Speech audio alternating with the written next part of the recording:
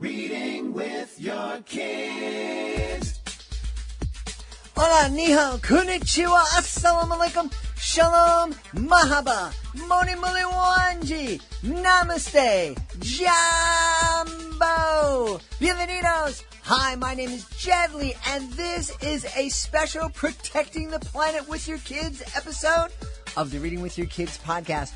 We are so delighted that you're joining us here today. We are bringing you authors who can talk to you about climate change. Let us know why it's important to talk to our kids about climate change and how we can do that without scaring them.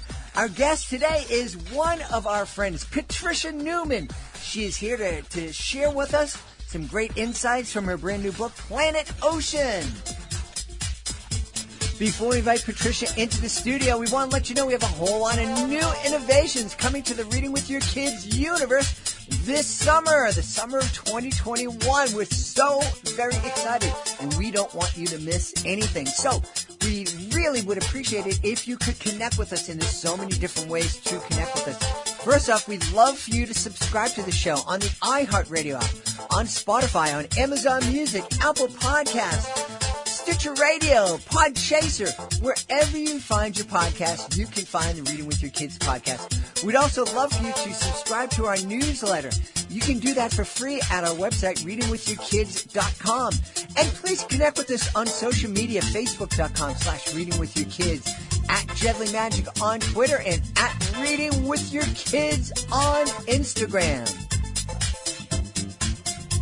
Joining us right now from Sacramento in California. We love welcoming back friends of the show, and our guest today is certainly a friend of the show.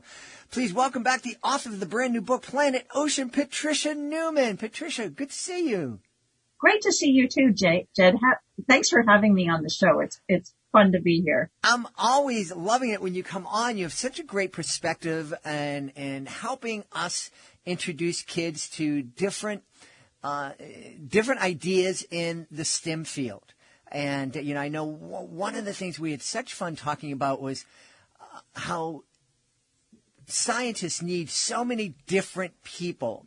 A veterinarian needs so many people with so many different skill sets to help them progress in the field, in their knowledge. And the same with rocket science and all these different sciences. And I just love how you're able to let everybody know that there's a place for everybody in STEM. Yes, there is. There really is a place for everybody in STEM. And I think another thing that I try to focus on, too, is the fact that I write a lot about environmental issues, as you know, Jed. And I think that what I want everybody to know with this book is, even though environmental issues seem sometimes hopeless and are hard to deal with, I want people to know not only is there a place for them in STEM, but the environment is waiting for their help. There is a place for them in helping to make sure that we're good stewards of our planet. Yeah. Well, I'm excited to speak to you about Planet Ocean because that is... we're talking about exploring space and, people are talking about going to Mars and returning to the moon. It blows me away to think that we kind of know more about space than we know about the ocean.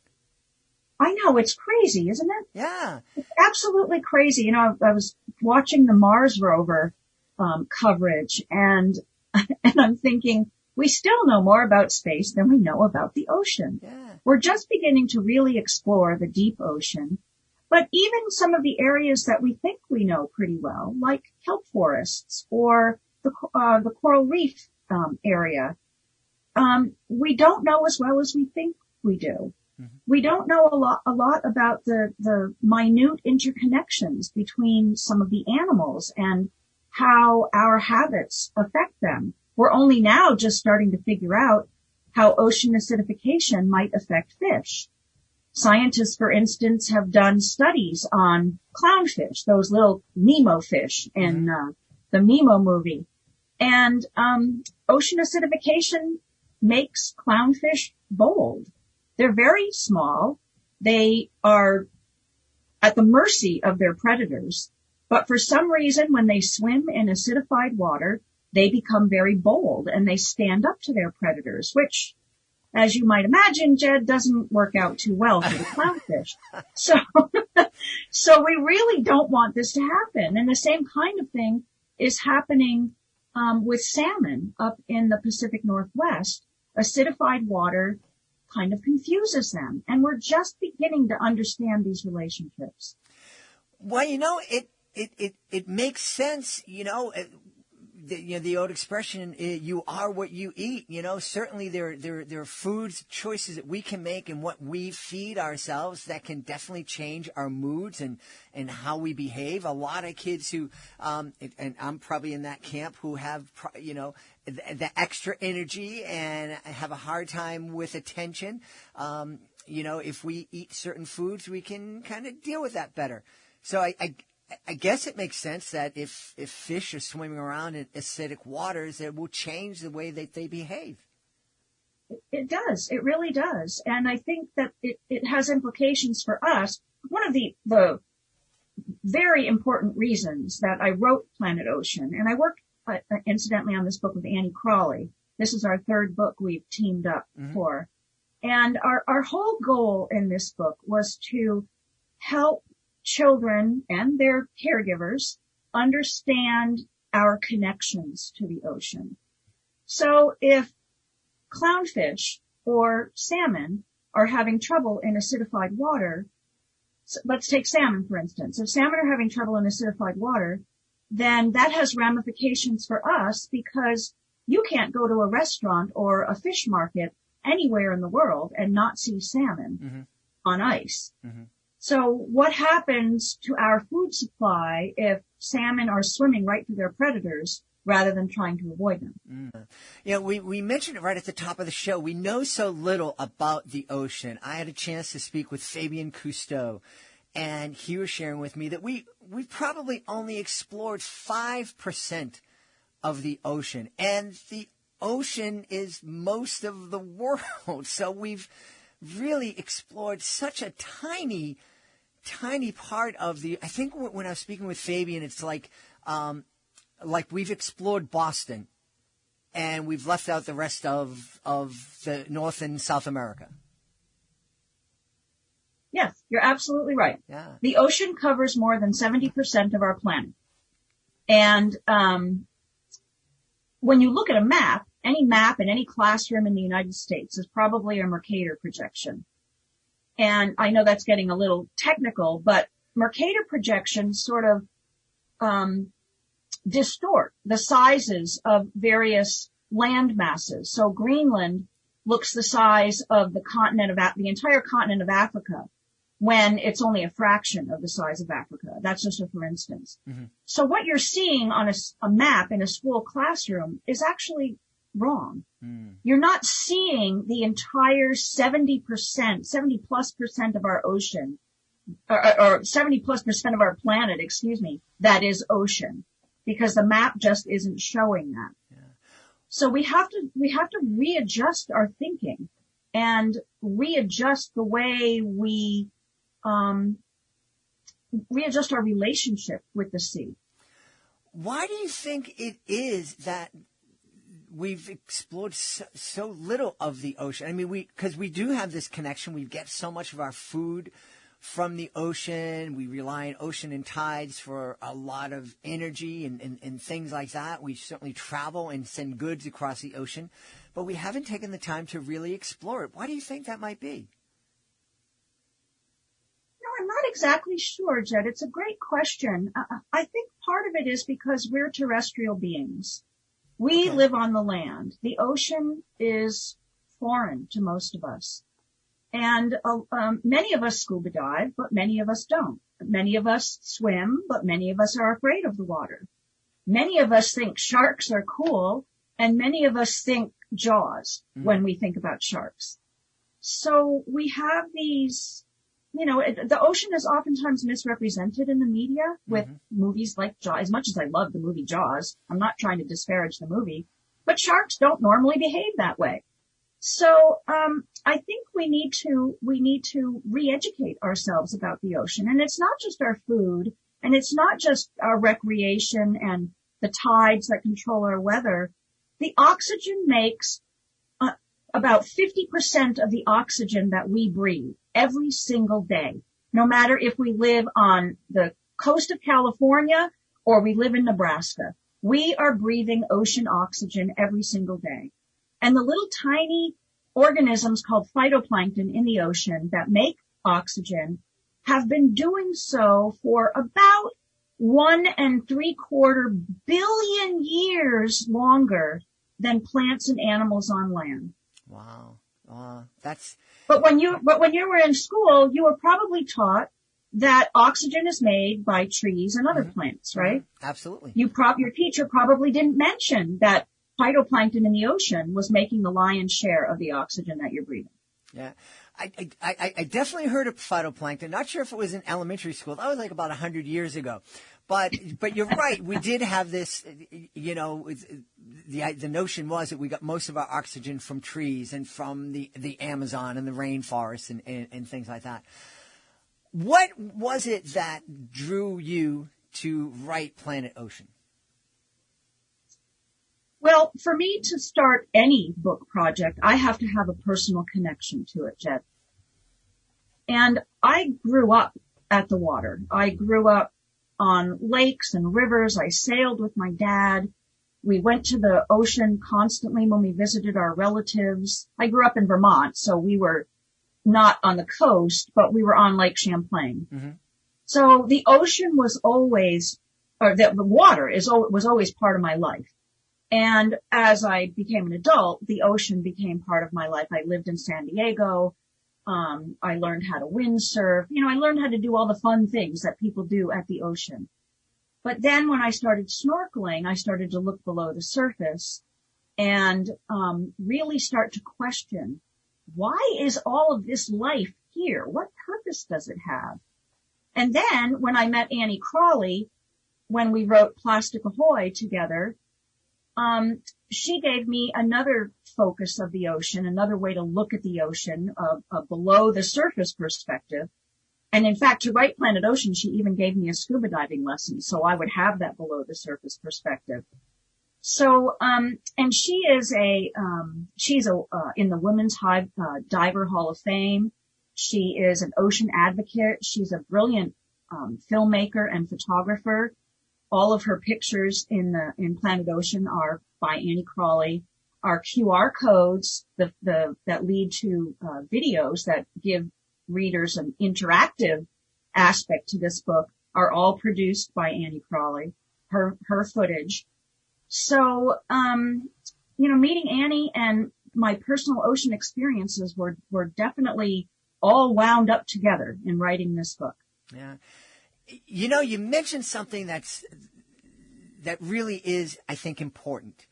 I remember I had snorkeled a little bit and put on some glasses and stuck my head underneath the water here in Boston Harbor and saw the horrors underneath the water, and certainly in lakes, and that was cool. But it wasn't until I was down in Puerto Rico and had a chance to go snorkeling in the Caribbean, and suddenly was exposed to this universe of life that existed there. And we're just talking about, maybe 50, 60 yards from the shoreline.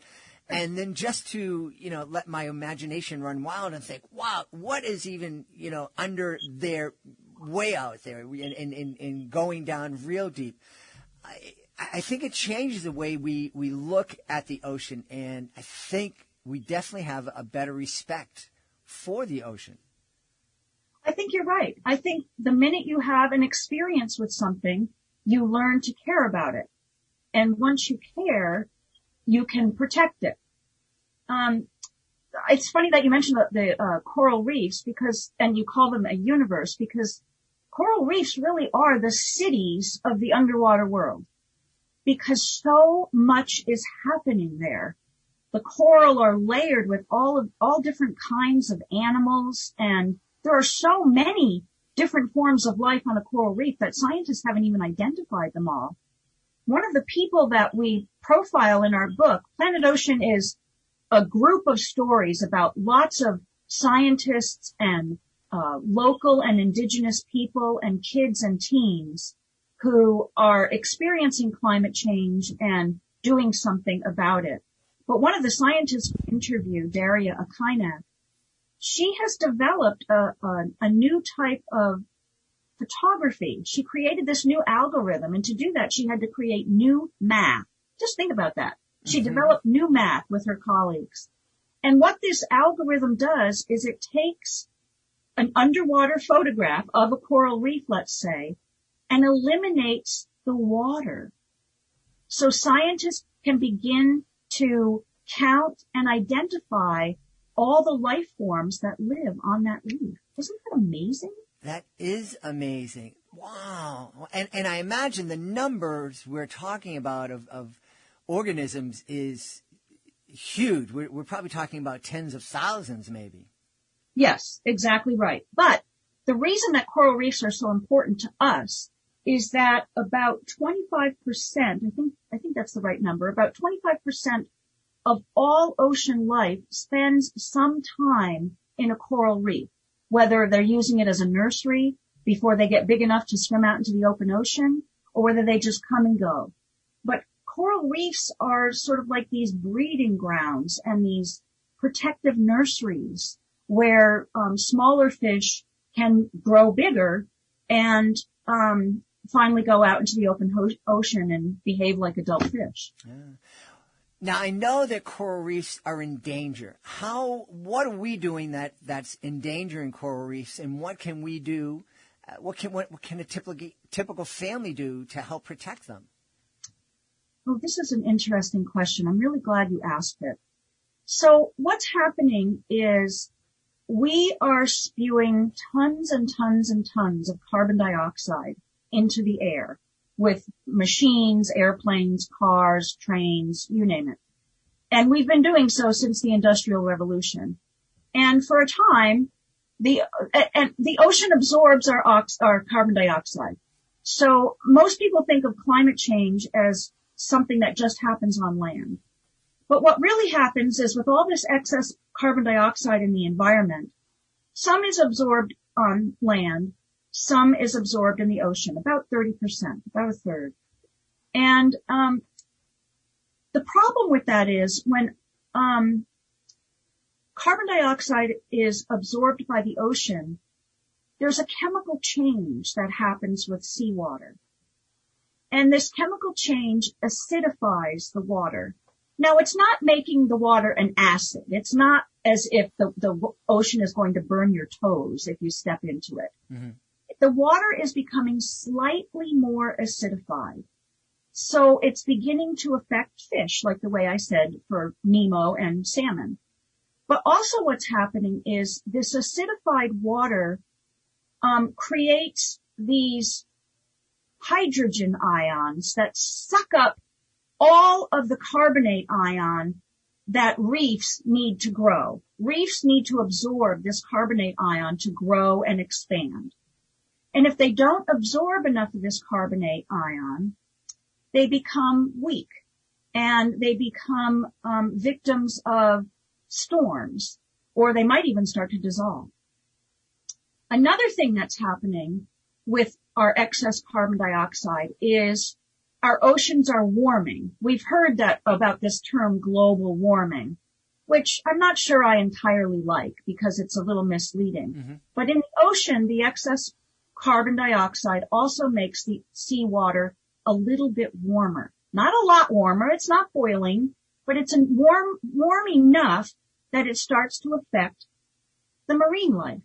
And one of the things that happens is the coral, I don't know if you knew this, but inside coral are animals, mm-hmm. and inside these little polyps, these little animals, are these algae. And when the water gets warm, the coral spits out this little algae. And the trouble with that is this algae provides most of the food for the coral. Mm. So when they spit it out, they starve. And you might have heard of coral bleaching. Well, mm-hmm. that's when everything on the reef dies. It kind of turns white and it's a dead reef. So there's really two problems, this warming water and this acidified water caused by climate change. Mm. Ah. What can we do about it? Well, We can try to reduce our carbon footprint by walking, taking buses, purchasing electric vehicles. None of that is perfect, though, and of course we're only acting individually, but what we can really do is start to communicate with our representatives and asking them to go green. That's what we're encouraging kids to do in Planet Ocean. We're asking them to use pictures and video, and Annie is providing some of that, with the stories in Planet Ocean to tell their own ocean stories and to try to convince their community, their elected representatives, to take care of the planet. Well, we certainly want to join you in that push for all of us to take action and take care of the planet. It's the only one we got. Right. As the saying goes, there is no planet B. Right. Yes. And even though we started off by talking about, the fact that we are planning to go to Mars and planning to go to the moon, where no one's going to be living on Mars anytime in the near future. But it's interesting, in most space exploration, Jed, what they're looking for is planets that have water. 70% of our planet, 72% of our planet is water, and we're not exploring it. So we need to explore our own planet and understand it before we go elsewhere. Yeah, absolutely. And just think about, I know I mentioned Fabien Cousteau earlier. We've had spoken to a number of oceanographers, and they all say the same thing. We need kids to become interested in the ocean. We need oceanographers and marine biologists and underwater photographers and people who can support that kind of research. So people on boats and ships and again, going back to, what we've talked about in the past, that there's a place for everybody and a role for everyone to play in helping to learn more about the ocean and also help to save the ocean. Exactly right. Yeah. And I think, I lost my train of thought here, but I think one of the things that, I'd like to tell kids is that, they have the power to make a change. The youth in our world are stepping up and making some noise. And that's what Annie and I would like people to do, is make noise after they read Planet Ocean. We want to give young readers the power to do that. And I'm assuming that you're telling young readers how to make that noise. You don't expect them to jump up in the library and start screaming in the library. No. What we do have several stories within Planet Ocean that they can key off of. In one of the QR codes, for instance, that's in the Arctic chapter, we have a simulation from NASA about all of the ice and how it is melting. And you can see how the ice is disappearing over a certain span of decades. Also in the back of the book, we have Annie's pro tips for visual storytelling. So she's giving children guidelines on how to take the best pictures and how to use images to tell stories. And we also have a section on Go Blue with Annie. So things like committing to zero waste and taking climate action and thinking before you eat. Are you eating, for instance, seafood that's sustainably caught? Or are you eating farmed seafood that may harm the ocean? And then there's also a way to be the voice of our ocean. Our Go Blue with Annie tips, we're really encouraging kids to become the voice of the ocean. Read books and articles. Talk about the ocean every day with their parents, with their classmates, with their teachers. Maybe write letters to community leaders or their state or federal senators. Write poems about the ocean. Write stories or make films of your own. Help change plastic policies within your community, your local restaurants, parks. participate in ocean cleanups, or maybe a lake or a river cleanup if you don't live by the ocean, because really most of our waterways end up flowing to the ocean.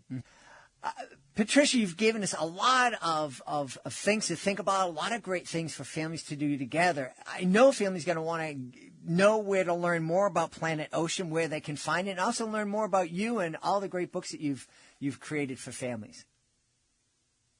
Well, you can buy Planet Ocean at bookshop.org. I love to support independent booksellers. So please visit bookshop.org. There, your sale will help local bookstores, independent bookstores. And then you can also find out more about me on my website at patriciamnewman.com. Awesome.